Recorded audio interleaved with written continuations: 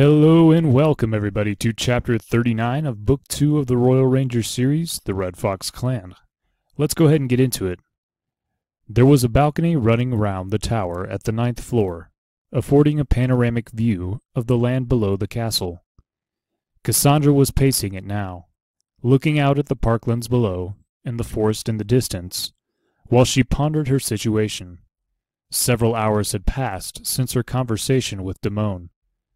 Immediately below her, she had a view of the castle courtyard.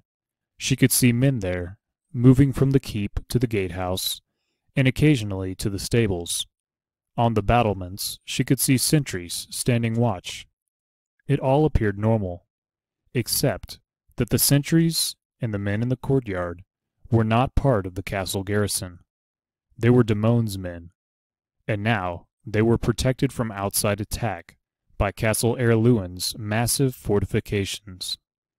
Even if Horus and Gillen did appear with their men, they would have no chance of breaking in. She leaned on the rough stone of the balcony wall and sighed bitterly. She was in a total impasse. She and her men were safe for the moment and for the foreseeable future, but they had no way of breaking out, of driving the invaders out of the castle. They were outnumbered, and they continued to survive only by virtue of the well-planned defenses of the South Tower. Where was Maddie? The question kept hammering at her. Ingrid had thought she might be outside the castle. But where? And what was she doing?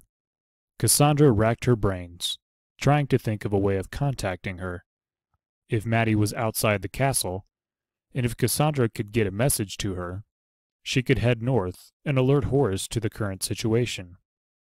Maddie's ranger horse, Bumper, was outside the walls, Cassandra knew, at the small farm where Gillen had arranged for him to be stabled. If Maddie could get to him, she could be at the Wesel River within 3 days. If, she thought. But even if Maddie could reach the Wesel, then what? Horus might be dead. At best, if anything Damone had said was the truth, he was trapped in a hill fort, surrounded by a superior force. How would he break out of that trap? And if he did, he would still face the problem of breaking into Castle Erluin. But at least he'd be here, close to hand, and the thought of his presence was a comforting one. Besides, once he was back, he could raise the army from the surrounding countryside. In times of war, the relatively small garrison of the castle was augmented by drafts of men-at-arms from the farms and villages of the fief. Mobilizing them would take some time, perhaps a week or two, but he would then have a sizable force for Damone to reckon with. The same inevitable predicament raised its head. No matter how many men he had, how could he hope to break into the castle? No attacker had managed that in living memory. Even Morgarath, when he rebelled against her father, had bypassed the castle. She laughed bitterly. It was an ironic situation. She and her men were trapped here in the tower, but relatively safe from attack by Damone's men. They, in turn, would be trapped in the castle, but relatively safe from attack by Horus's forces. And on top of that, there was still the fundamental problem facing her. Where was Maddie? The scenario she had just envisioned hinged on Cassandra's being able to make contact with her, and Cassandra simply couldn't see how that could be done. She heard footsteps on the balcony behind her, and turned to see one of the archers hurrying round the curve of the tower toward her, saluting as he came. "My lady, Sergeant Merlon says you should come immediately," he said, his tone urgent. She began to make her way to the door leading back into the tower. "What's happening?" she said.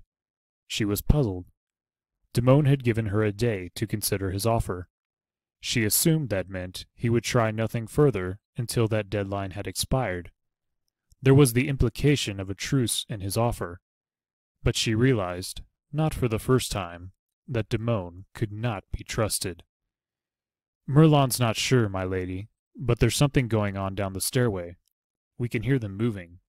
There's a lot of whispering going on, and it sounds like they're dragging something heavy up to the gap." She ran down the ladder to the lower floor and headed for the stairs. Merlon and 4 other men, all of them archers, were standing just above the gap in the stairway, sheltering behind the bend in the stairs.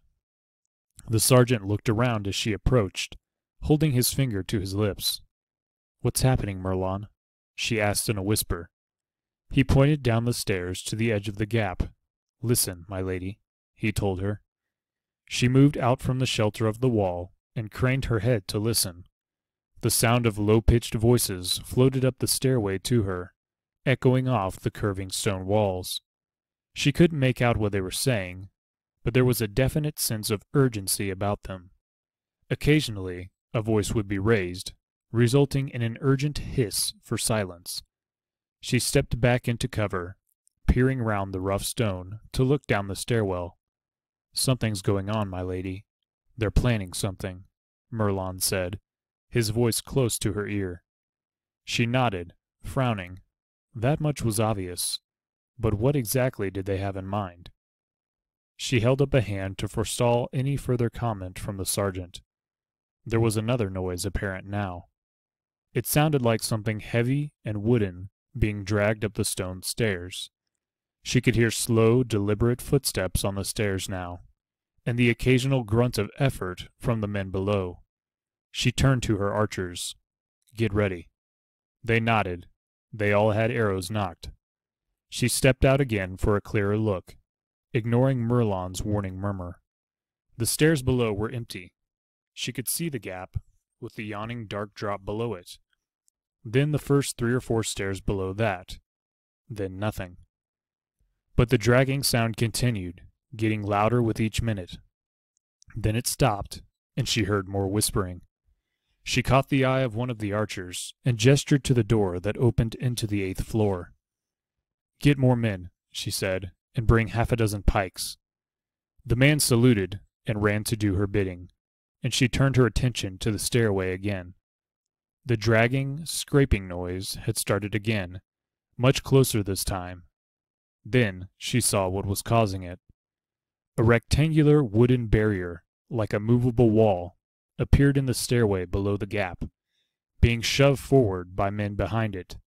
It was made of boards nailed to a timber framework, and it filled the space between the walls of the staircase.